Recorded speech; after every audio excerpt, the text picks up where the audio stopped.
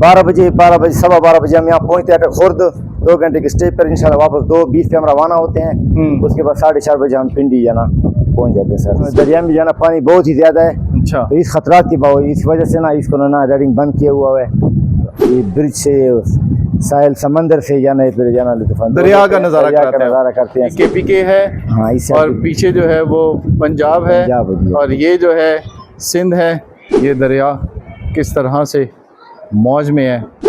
पंजाब और KPK के दरमियान में हम खड़े हैं। अब ये आगे हम दरिया सिंध की तरफ। ये टेक्सला है और यहाँ पर कुछ देर रुकती है ट्रेन पर, तो अब आपको सरबदार लेके चलेंगे। ये है अटक खुर्द, ये दरिया सिंध।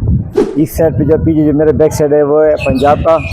आपकी जो बैक साइड पे है वो है नौशहरा का इलाका, KPK में आता है। दरिया सिंध जो है वो पंजाब और KPK को मिला रहा है। हम जो है ना पैसेंजरों को लंच वगैरह करवाते हैं। कैमल राइडिंग है यहाँ पे, हॉर्स राइडिंग है। ये क्या कर रहे हैं जफर भाई, सोना निकाल रहे हैं लोग यहाँ पे? सर इनका कहना है कि हम यहाँ पे जाना सोना तलाश कर रहे हैं। इसलिए कि यहाँ पे जो लोग हैं वो यहाँ पे सोना इकट्ठा करने के लिए भी आते हैं, तसले से ये सोना निकालने की कोशिश करते हैं। तो पूरा पाकिस्तान इसकी दरिया के अंदर है। 25 साल से ये यहाँ पर मौजूद हैं और लोगों को एंजॉय करवा रहे हैं। कुछ काबल से आते हैं, सही है, दरिया स्वात से आते हैं। 3 दरिया ये कह रहे हैं यहाँ पर इकट्ठे होते हैं और उसके बाद यहाँ पर गिरते हैं और दरिया सिंध ये बनता है। गाड़ी चलने से 1 घंटा पहले जो है ना इंजन निकालना होता है।